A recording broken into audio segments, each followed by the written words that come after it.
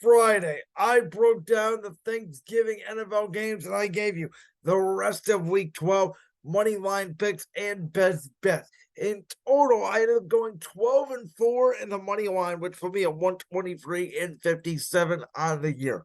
Quickly, my misses were I missed Detroit against Green Bay, which again almost everybody did. I missed the Patriots against the Giants. I'm just gonna stop picking the Patriots for the rest of the year.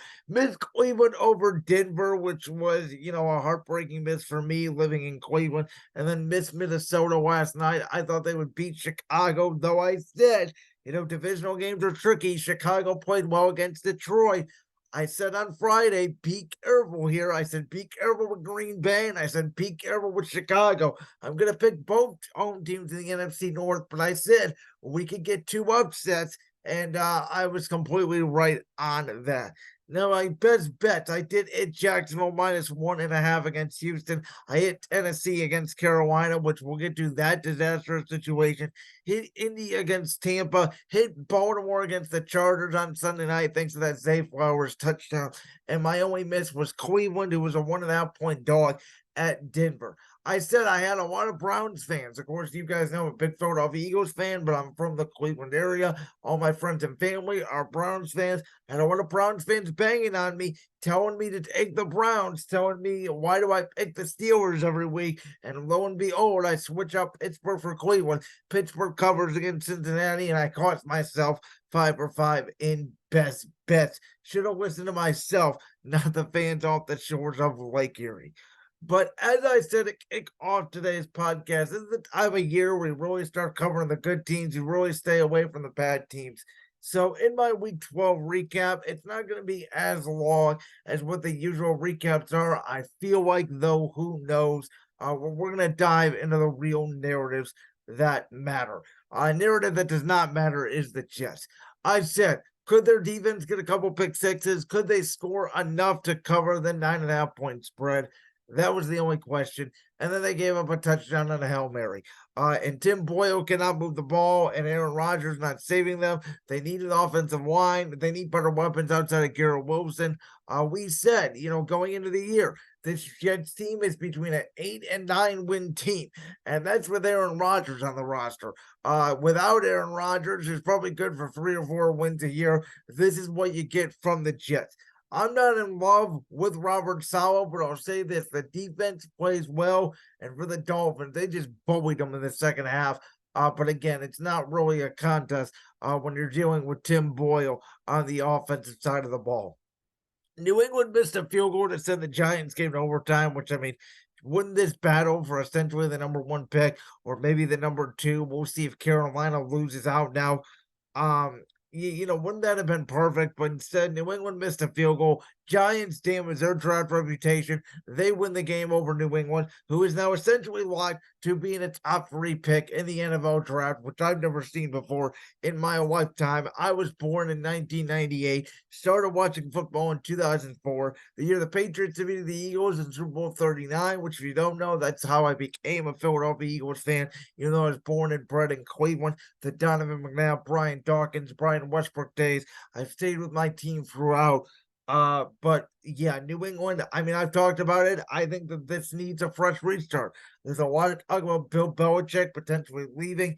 Maybe they get a new offensive coach in there. They rebuild the receivers. They go get a Marvin Harrison Jr., or they go find a quarterback somewhere, and they rebuild this thing because it's just not working. The play calling changed for Pittsburgh. They threw the football down the field more, but when you're facing Jake Browning, again, it really doesn't matter. I feel like Cincinnati could lose out the rest of this year. The team that I had high hopes for in the AFC, the team that I predicted to get out of the AFC and make it back to the Super Bowl, it just was not meant to be. Joe Burrow was hurt in training camp. And really never recovered outside of that 2 to 3 week window. Then he got hurt almost immediately again, and it was basically game over from the Bengals from there. The Steelers. I said it last week when they lost to Cleveland.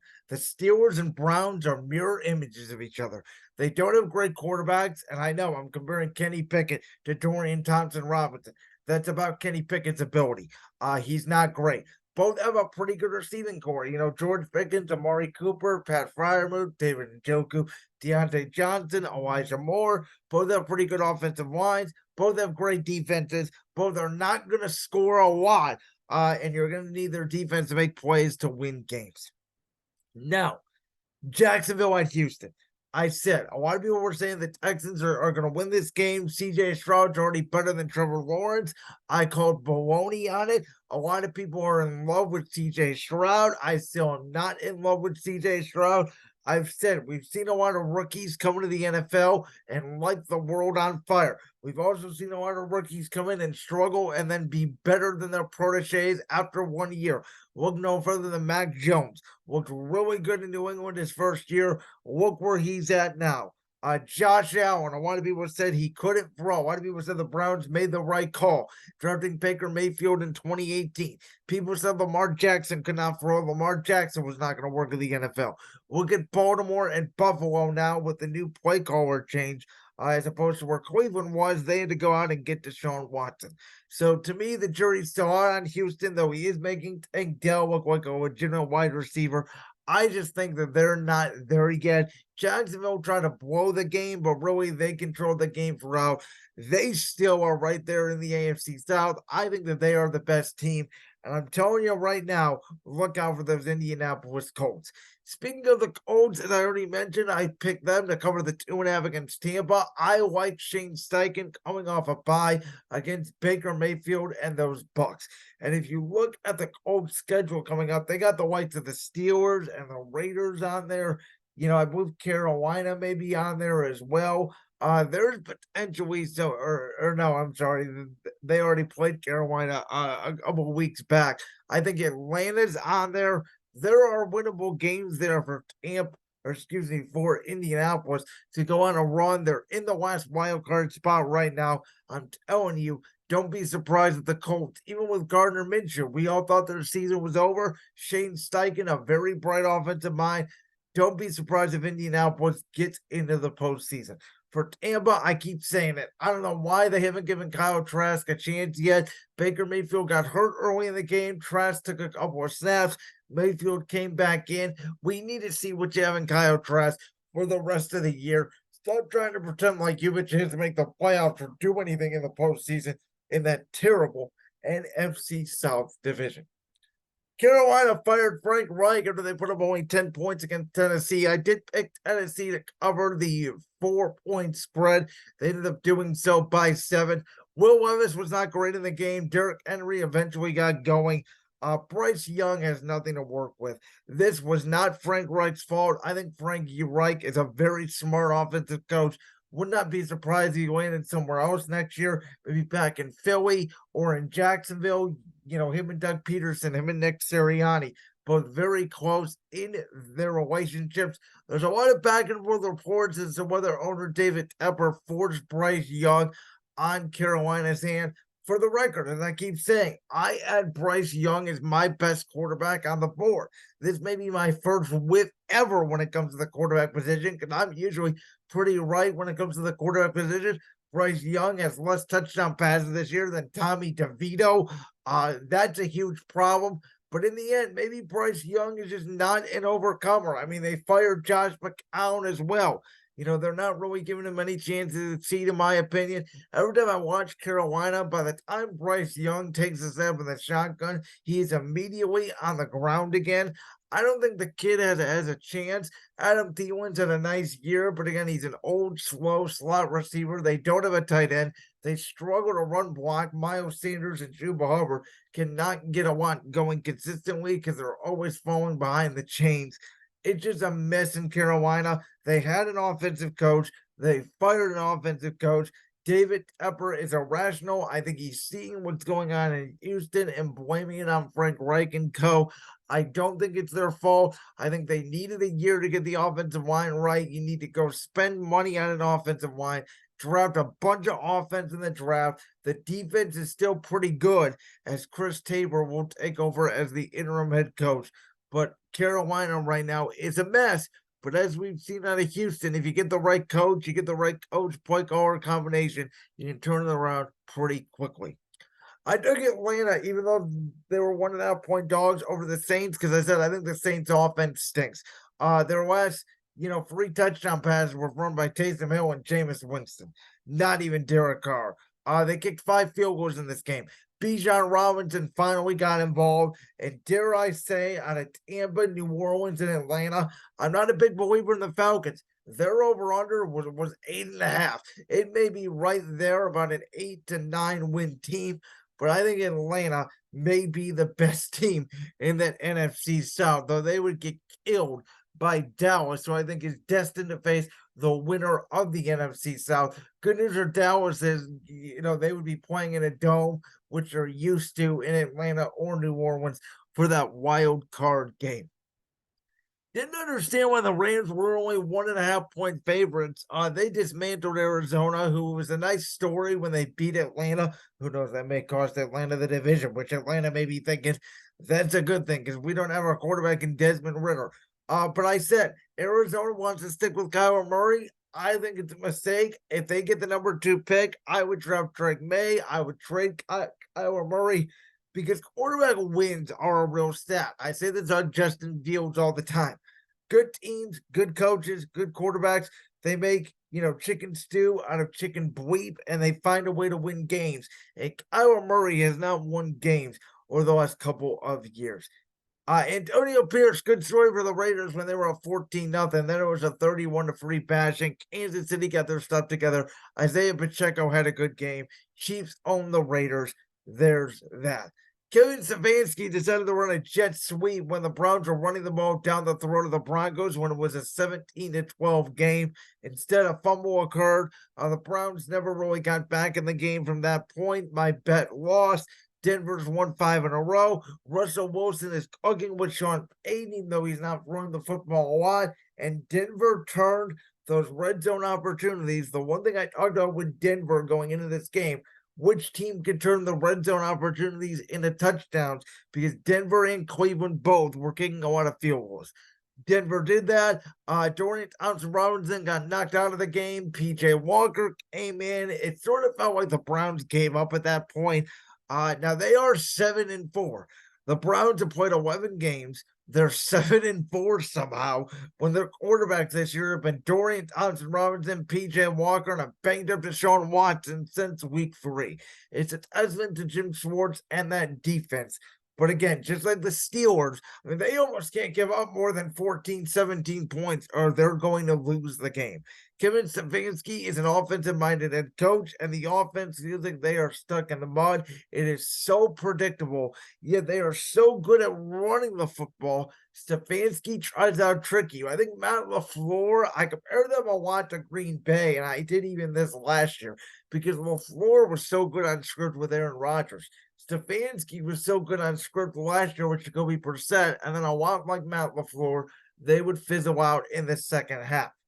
This year, Matt LaFleur has gotten better in the second half. Jordan Love, as much as I banged on him earlier in the year, you do see signs that he is getting better. For Kevin Stefanski and the Browns offense, not so much. I said it was the biggest mistake of Andrew Berry to not go out at the trade deadline, to not go and get a quarterback, and it looks like I was right. The Eagles couldn't do anything in the first half against Buffalo, trailing 17-7. And then they outscored Buffalo the rest of the way, 31-17, to win that game 37-34 in overtime. Now, did Buffalo outplay Philadelphia for most of the game? Yes.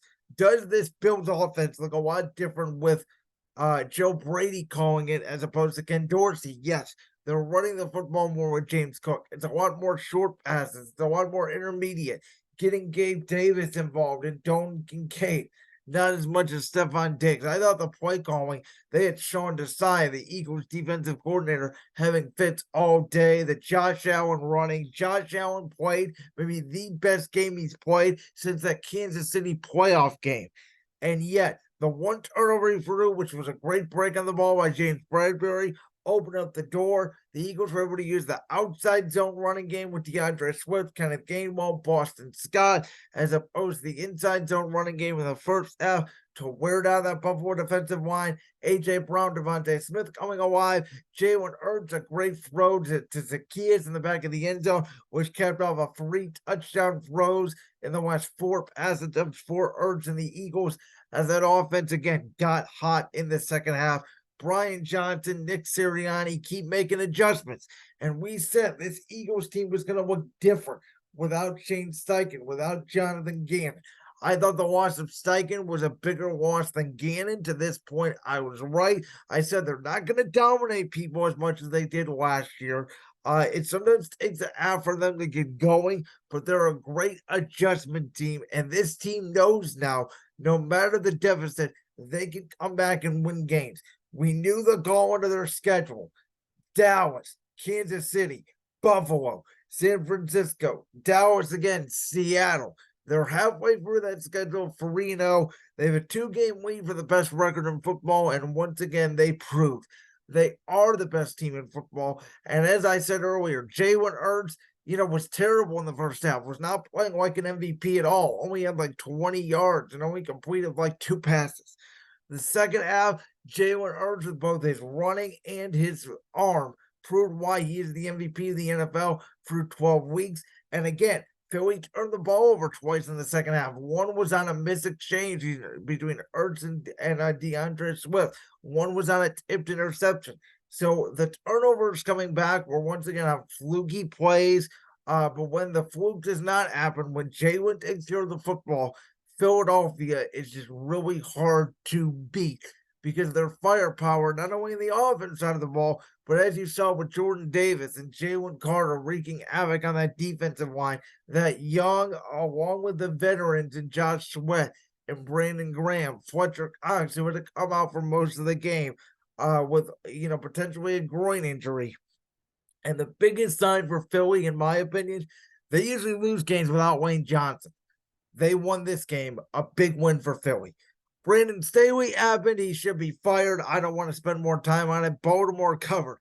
The one thing here, Baltimore won the turnover battle 4-0 and only won the game by 10. And if Zay Flowers didn't go in, because he didn't have to, because they could have just ran the clock, Baltimore could have only won this game by 3. That's a bad sign to me for the Ravens going forward, that you win the turnover battle 4-0 and only win the game, essentially by 3. You got that last minute touchdown by Zay Flowers. They really should have not covered in the game that they dominated. Again, Baltimore, second half of the season, holding leads and injuries will be the key story for them. And for the Chargers, we know Joey Bosa is out, but they have Khalil Mack, they have Derwin James.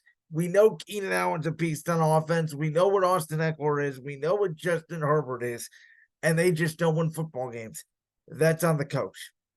And then Minnesota, Josh Dobbs was a nice story. Again, very smart kid, but we know he's a backup in the NFL. We know he's limited. Now, for Cleveland, he'd be better than P.J. Walker or Joe Flacco or DTR or whoever the hell you want to throw out there. But he is a downgrade to Kirk Cousins. And that was a game last night where they needed Justin Jefferson. Minnesota, they're in the thick of it in the NFC, again, because it's the AFC or the NFC. If they were in the AFC, I don't know how good they would be. And Chicago is one of those fascinating stories. Justin Fields did not play great last night. He played good enough. The Bears won the game with 4 field goals. Did not even score a touchdown against Minnesota. But with that number 1 pick, do you take Marvin Harrison Jr. and Brock Bowers? Do you take a lineman? Or do you take a guy who you feel like is a generational prospect in Caleb Williams? Now, does Matt Eberflus keep his job? These are all questions we're going to find out over the next 6 weeks. If I'm Chicago, I keep saying it. Fire Eberflus, trade Fields, draft Caleb Williams at 1. You can even trade up at 4 if you get an extra first-round pick from trading Justin Fields. Get Marvin Harrison.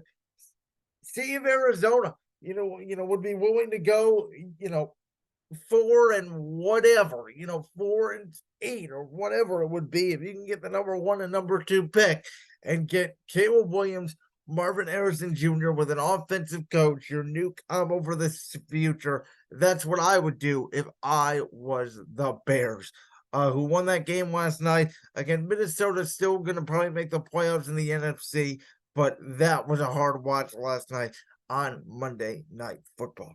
Again, 12-4 in the money line puts me at 123-57 on the year in the money line. 4-5 in best bets puts me at 39 for 59 with one push on the year in best bets. Like that clip from the Brand's World podcast? If so, make sure you go down there and hit that subscribe button. While you're down there hitting the subscribe button, make sure to also hit the notification bell so you never miss another upload. And make sure you check out all the other clips from the Brand's World podcast right here on YouTube.